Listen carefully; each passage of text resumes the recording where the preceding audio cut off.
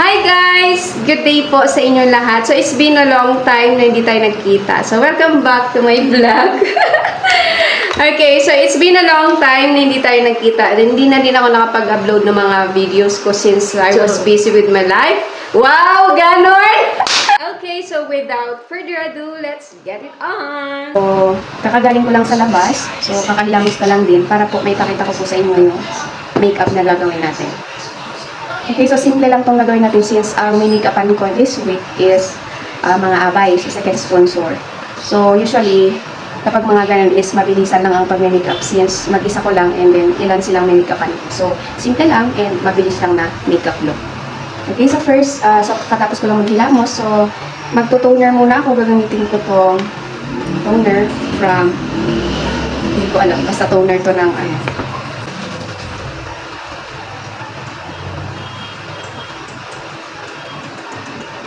Okay, so after ng toner, let's wait for it to dry. So, nag-dry naman na siya. Okay, next is, maglalagay na ako ng sunscreen and foundation. So, actually, dalawa itong gagamitin ko. Itong isa, and then, itong isa, yung quick fix na foundation. So, ipag-mix ko lang sila. I mean, sunscreen pala ito. So, ipag-mix ko lang sila. So, ayan. Hindi lang siya. So, i-mix ko lang siya using my hands. Since, yung mga brushes ko kasi, naiwan ko sa somewhere yung board, yung bahay na pinatirhan ko last, nung nag-aaral pa ako.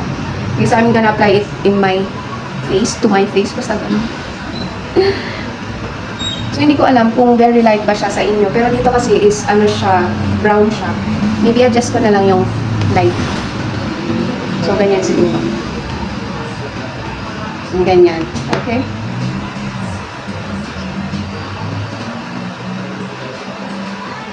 So, huwag natin kakalimutan ang ating neck. Kasi baka hindi pantay ang ating mga makeup. So, parang dugit lang tingnan kasi hands ko lang ang ginagamit ko. Pero, kapag mag-makeup naman ako soon, this week, I'm gonna use brushes since, ayun nga, naiwan ko doon sa board. Okay, so, that's it. So, I'm gonna blend my foundation using this sponge. Wala kong ano sa lamig. Proper lang ha. So, i-blend ko lang ito. Sa gaba ng aking hair. So, ayan. So, ito yung may foundation and sunscreen. Kasi ito yung wala. So, i-blend ko lang din dito sa kabila. So, ayan. Nalagyan ko na ng sunscreen ng buong katawan. Buong face ko and neck. So, basically, ang nalagay ko lang is sunscreen. This after sunscreen, next naman na ilalagay natin is so, magba-blush on na tayo. Blush on agad. So, oo nga, kasi nga, mabilis ang makeup lang and malaki akong may make-upan. So, hindi naman pwedeng glam ang gagawin natin. So, we will skip the other steps. So, magkakaiba ang makeup ng second sponsor at saka sa bride, of course. Since, kapag sa bride, full face makeup yun. Sa mga ano, mabilisan. So, ganito lang gagawin ko during the day. So, I'm using my fingers kasi, yun nga, as I've said earlier, wala akong brush as of now. So, for me, okay pa din naman ang result kapag fingers ang gagamitin. Pero kapag sa client mo naman, of course, you have to use brushes since other skin is sensitive or sensitive ang mga skin nila. Okay, so I have my blush on now. And then, next sa blush on, I'm gonna put this one. So, maglalagay ako ng contour. Unting contour lang naman. So, usually, kapag mga bridesmaid, tsaka mga second sponsor, yung mga lalaki. So, hindi mawawala ang contour para naman may difference. Ang dark pala ng pinili ko. So, ito yung color niya. So, it's super dark siya. Okay. So, ang pangalan nito is Maya Eyebrow Cream and Eyebrow Powder.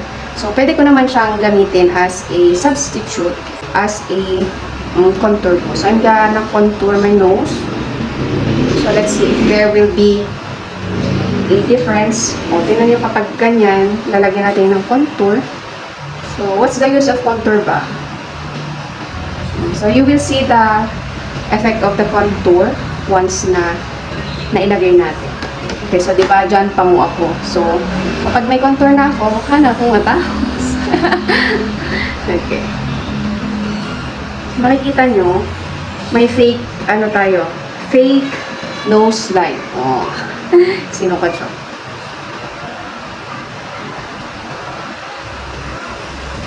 Okay, do you see the difference? Do you see the difference earlier, tapos ngayon?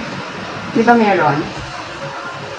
Kanina wala akong nose line kapag nakaharap ako. Except kapag nakaside ako, may ano naman yan, pero kapag harap yung wala talaga. So, ayan, naglagay na ako ng contour. So, you can see na may nose line na ako.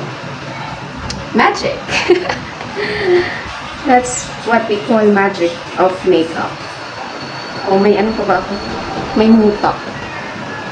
So, ayan, after the contour ng nose, I can also put contour sa mga bridesmaid ko. Para naman magkaroon sila ng ano. Dahil sabi nila, yung iba kasi once in a lifetime din sila ma-make-upan. So, gusto nila, may makita silang difference. Gusto nilang gumanda. Ay, pero, yung iba naman, may mga ibang bridesmaid na gusto nila simple lang. Ayaw nila ng makapal. And then, normally yung mga tao yun is mga galing bundok, like me. Kasi ako din talaga. Ang conservative din kasi ng mga tao doon. So, whatever they see na, di ba, makita ang makapal na makeup.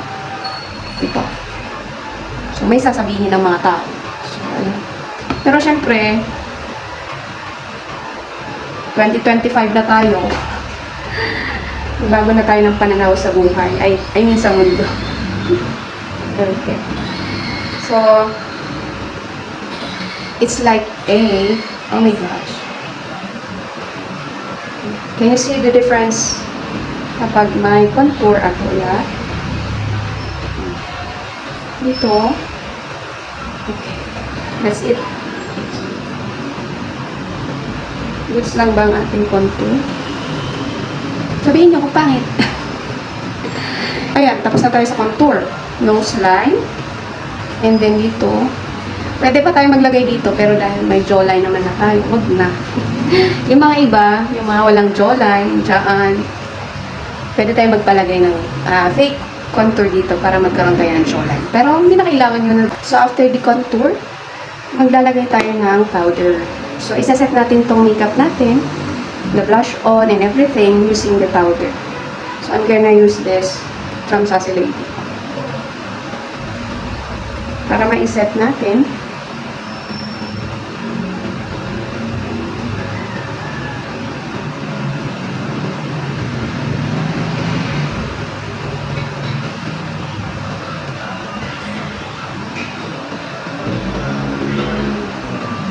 Okay. Nawala ba ang contour o hindi? O, may nose line pa naman ako nakikita. Okay. Next. So, kapag during the wedding, hindi pantay ang makeup mo. Wala ka na sa buhay mo. Okay, next. So, after natin maset ang ating makeup, we will go now or proceed sa ating eyeshadow makeup. So, usually, kapag mga bridesmaid naman, simple lang din ang eyeshadow nila. Basta meron lang, magka-color lang ang kanilang eyelid. Para naman masabing may makeup sila. Kasi kapag walang eyeshadow ang mga bridesmaid natin, ang pale tone tingnan. So, parang may effect kasi ang eyeshadow sa isang makeup. So, nakakatulong talaga yun. So, I'm gonna use this color, nude color lang sila. So, ayan.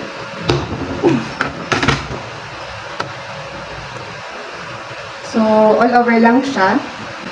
Para lang magkaroon na buhay ang kanilang mga mata. Kasi kapag wala silang eyeshadow, hindi parang wala lang. Wala na, ganun. So, tingnan yung difference ng may eyeshadow tsaka wala. Okay lang ba?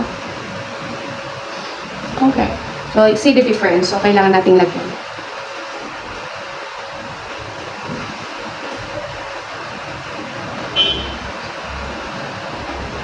Okay. So, that's it. So, di ba ang laki ng effect or iba yung bigay ng eyeshadow kapag meron kang eyeshadow sa wala. So, lalagyan ko lang din ng unti dito sa baba niya. Siyempre, kapag sa client ko na to ginagawa, I'm gonna use brushes. Pero usually, kapag sa eyeshadow na nagmamadali na ako, I'm using my bare hands talaga, like fingers. Mas mabilis kasi and efficient din. Maganda din naman ang result. So, ayun. After my eyeshadow, it's either I will put glitters or mga shimmers. Pero dahil siguro nagmamadali ako, I expect na magmamadali ako that time. So, hindi na muna ako maglalagay ng mga shimmers. Pero kapag may ample time naman ako na mag-makeup, so, mag-add ako ng mga shimmer sa kanilang mga eyeshadow. So, as of now, hindi ko muna lalagyan. Ay, hindi. Maglalagay pa din ako. Okay. So, pwede tayo maglagay ng gold na shimmer or silver na shimmer. So, ngayon, piliin ko muna tong gold. So, ilalagay ko lang dito sa inner side ng eyes. I don't know if you can see the difference kapag may shimmer ang eyes or wala. Kasi others see the shimmer as dirt. Kasi, like nung nag-makeup ako mga kasal dati, parang tinitingnan nila tong shimmer as dumi. So, it's their option naman kung magpapalagay sila or hindi. So, going back, after ng eyeshadow natin, is important din na maglalagay tayo ng eyeliner sa ating mga bridesmaids. For now po, maglalagay lang ako.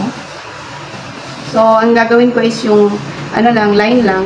Pero mas maganda kasi yung mga bridesmaid is naka-eyeliner sila. Kasi iba din kasi ang effect ng, it's a big difference kapag naka-eyeliner ang mga bridesmaid natin. Kasi I'm gonna put lang yung tip lang ito.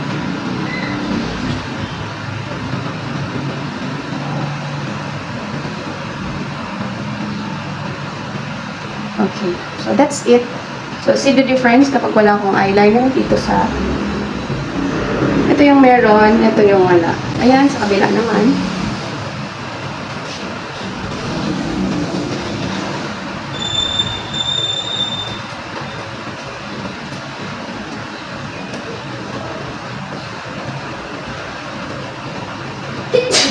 So, ayan, meron na tayong eyeliner sa kabilaan. Pakita ng boses ko talaga. So, actually, I'm experiencing cough and colds for the past after ng bakasyon ng Pasko. So, pumunta akong Quirino, then, ayun, nagkaubo hanggang umuwi ka Cebu. Tuloy pa din. So, sayang yung video okay nung New Year, hindi tayo nakakanta. Pero anyways, madami pang time. So, yan, after ng ating eyeliner, let's proceed naman sa ating eyebrow. So, it's important din sa makeup since sabi nga nila, kilay is life. So, I have here two different eyebrow pencil. So, it's important to know na kapag black ang hair ng ating ni-makeupan, so black din ang gagamitin natin sa kanilang mga eyebrow. So, I have this reserved na pang brown color. So, if ever kapag yung mga mi-makeupan kong bridesmaid is may mga nagpakulay ng buhok or hindi natin maiiwasan nun. So, I have this reserved na yung mga brown ang buhok. So, ito ang gagamitin ko. So, dahil black hair ako, ito muna ang gagamitin ko pang eyebrow pencil. Okay, so some or majority sa atin is ayaw ng pakak na eyebrow. So, gusto nila yung natural. Pero, syempre, makeup, para matawag na makeup is, may makikita kang difference sa totoong kilay mo, tsaka sa naka-makeup, I mean. Hindi ko alam kung naintindihan yung sinasabi ko. Pero anyway, so let's proceed na. So, susundan ko lang tong kilay ko. Minimal lang gagawin ko, so I'm gonna fill in yung mga gap. So, nakikita niyo naman, may mga So, medyo anuhin ko lang. Pasundan ko lang. Okay. So, makikita niyo ang difference ng nakakilay sa hindi nakakilay. So, dahil kilay is life, Okay.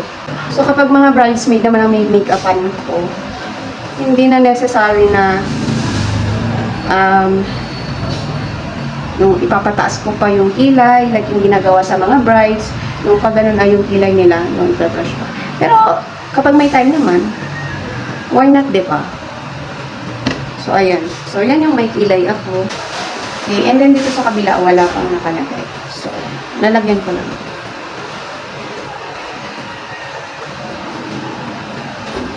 So, after ng kilay, I'm gonna proceed now with the final touch, which ang final touch usually is sa lipstick. So, proceed na tayo sa lipstick. Okay, so I have options here. So, ito. So, para ano kasi, magkakaiba kasi ang lipstick na bagay sa, depende sa skin tone ng tao. Okay? So, for me, dahil fair skin naman ako, fair skin, wow. Fair skin, I'm gonna use this, yung pang nude lang na pink. Kasi usually kapag fair skin ka, mas maganda yung nude lipstick. Kapag ano naman, medyo morena ka, mas maganda tong darker. So this is from Pink Flash and Maybelline. Pink Flash and Maybelline. Ang dumi ng eyebrow ko, yung ilang ko. Never mind. Okay.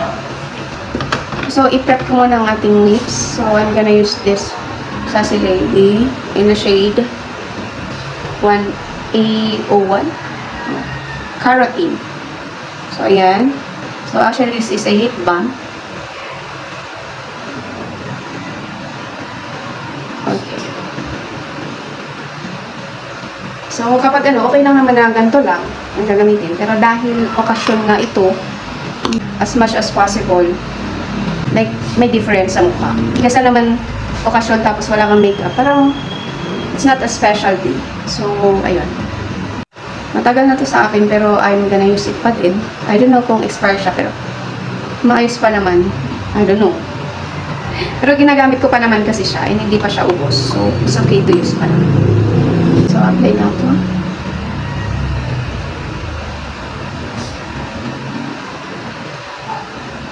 Oh, okay. So, see the difference kung may lipstick ka at saka sa wala.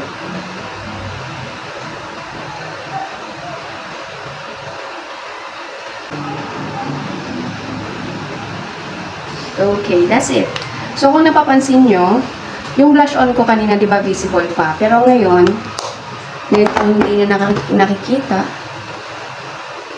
Okay, so after that, kapag tapos na ang ating blush on and final touch na, proceed tayo sa hair. Pero, kasi, ang usapan namin, dahil mag-isa ko lang mag-makeup, sila na lang bahala sa kanilang mga hair. So, I'm gonna bring hairspray. So, may mga tumatayo man sa kanilang mga, mga buhok. So, I can just spray them and then hair pin. So, para decent lang na tingnan, para hindi lang siya mabuhaghag tingnan. Okay, so this is the final look of our makeup tutorial. Okay, so what do you think of my makeup look? Or I mean, my look today. So ito, pwede siya for everyday makeup kapag lalabas kayo sa outside, of course. Lalabas kayo with your friends kapag may dinner kayo. So ito yung makeup look na gagawin ko for my assignment. Assignment sa aking pag-makeup sa mga bridesmaid this week. So, ayun. So, what do you think? Pasado ba? Okay, guys. So, that's it for today. Thank you so much for watching. Bye-bye!